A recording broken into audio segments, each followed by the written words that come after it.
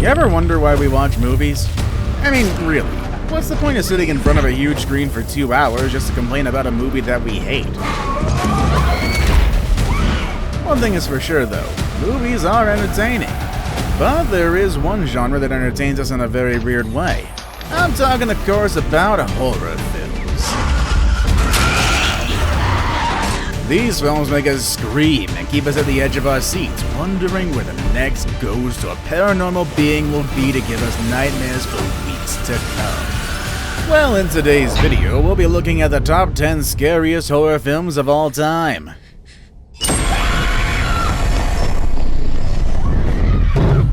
Our first entry, Night of the Living Dead. Let's start with a classic, the one film that you should honor if you have a thing for zombies. Before the original Night of the Living Dead, the term zombie was not as powerful as it is today. But now we can thank George A. Romero for creating a film that paved the way for the infinite number of zombie films that we have today. And also zombie video games. We got quite a few.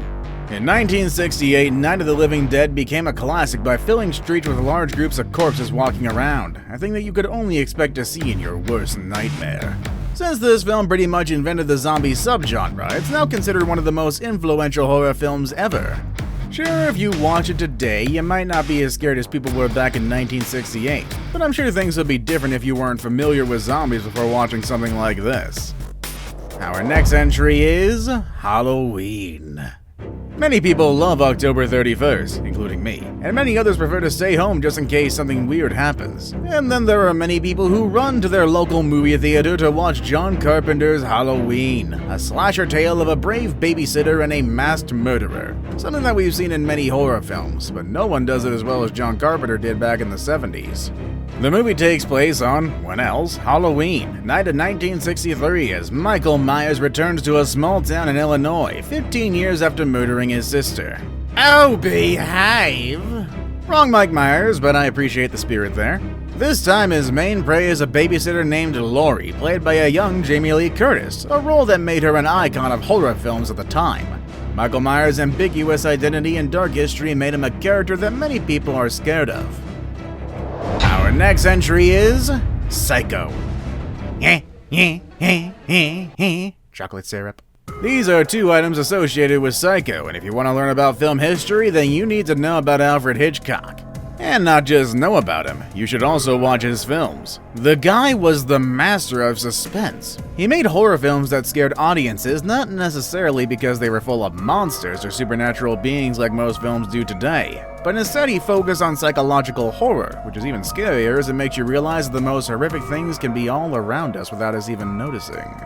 Now, even though most of his films are suspenseful, his defining masterpiece was Psycho, which came out in 1960.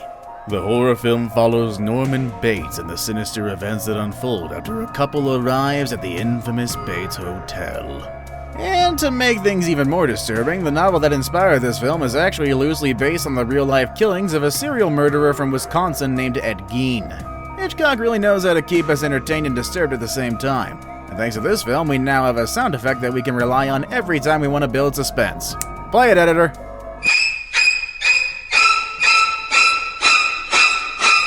Yeah, it's a good sound. Our next entry is the Texas Chainsaw Massacre. Boy howdy, that Ed Gein guy really made an impact in pop culture, didn't he?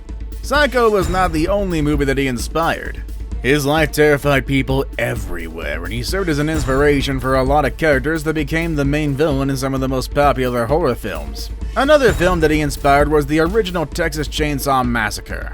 While this is now a franchise, it was the 1974 film by Tobe Hooper that set the tone for all the films that we have now. What made this film so scary was its sense of realism, because the idea of a cannibalistic serial killer going around threatening the lives of people is totally believable. And thanks to this frightening character, other filmmakers were inspired to create their own serial killers that now haunt us in our dreams. Or perhaps our nightmares. I guess it depends on your perspective, but a dream that includes Leatherface is probably not a nice one. Our next entry is The Conjuring. Kinda like the Conjuring franchise, which started as a single film made by James Wan in 2013. And now it's expanding into a complex cinematic universe that promises to keep haunting us in years to come. Hopefully it does better than Paranormal Activity. I'm tired of that garbage.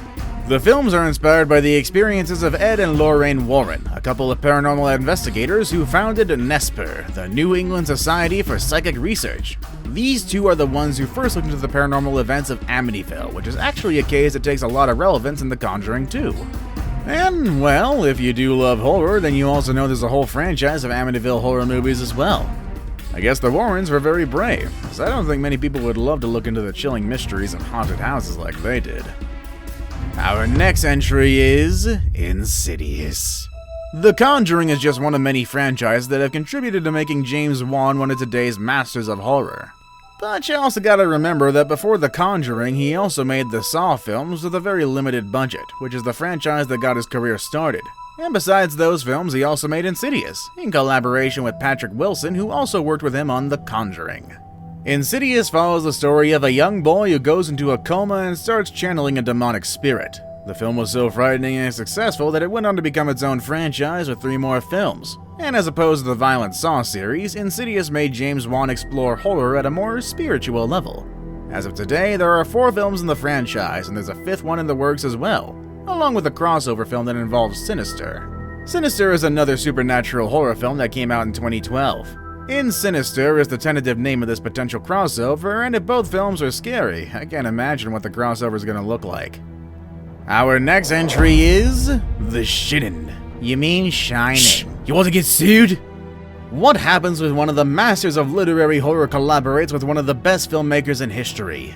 Well, you get an annoyed author because he has really bad taste in movies, but you also get a masterpiece, like The Shining. Beautiful. While there are hundreds of Stephen King novels and short stories that have been adapted into films and TV series, for better or for worse, none of them compares to Stanley Kubrick's adaptation of The Shining, which came out in 1980, and up until today, watching that film can be as scary as it was back then thanks to its haunting images and the performance of Jack Nicholson, which is quite hard to forget. I wouldn't watch Stephen King's version of it though, it's not particularly good. As they start living in isolation, Jack begins to lose his mind, and eventually all of these issues take a toll on his family. I guess the film was so successful because Kubrick's got us into Jack's mind, and slowly showed us how he became a lunatic due to the supernatural events surrounding the hotel. Our next entry is Hereditary. One of the latest filmmakers to join the exclusive group of masters of horror is Ari Aster. In 2019, he shocked audiences all around the world with Midsommar, a film that proved that it doesn't have to get to dark things for it to be creepy. However, his directional debut Hereditary is the film that proved that he has what it takes to create a compelling supernatural horror thriller. Hereditary is more than just a horror film. It's a dark family drama that touches on the ideas of loss and heritage. The film centers on the Graham family, after the passing of their matriarch Ellen Lee. During this difficult time, Ellen's daughter and grandkids begin to discover terrifying secrets about their ancestry, and it's up to them to find a way to escape their dark fate. The film was received with mixed reviews by regular moviegoers, but many critics consider it a true masterpiece of its genre. Now it's time for the day's best pick, which shows a guy with a disfigured face, something that no one would ever like to experience. Anyway, our number 2 spot is The Ring. What would you do if I told you that a curse would be unleashed on you unless you share my video with someone else in the next 7 days?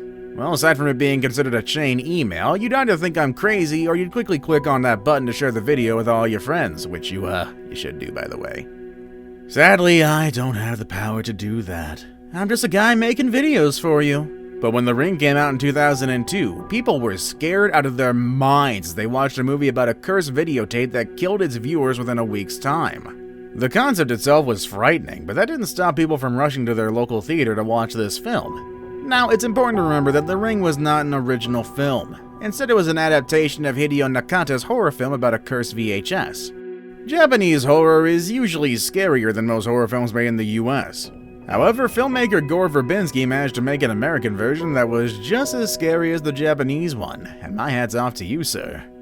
Before we move on, do me a favor. My analytics show that only about 15% of you watching are actually subscribed. Come on guys, what's up with that? Can you guys please hit the subscribe button? You guys watch my videos every day anyway, so you might as well subscribe and keep up to date with every video we put out. Our last entry is The Exorcist. It's hard to find a film that's scarier than The Exorcist. I mean, everyone has a different opinion, but I doubt there's a film that created such a wild reaction when it first came out. The film is based on a novel, and it follows the story of a demon-possessed girl and the efforts of people to make her get rid of the demon. At the time of its release, The Exorcist was the highest-grossing R-rated horror movie, and it was the first horror film to get a nomination for an Oscar.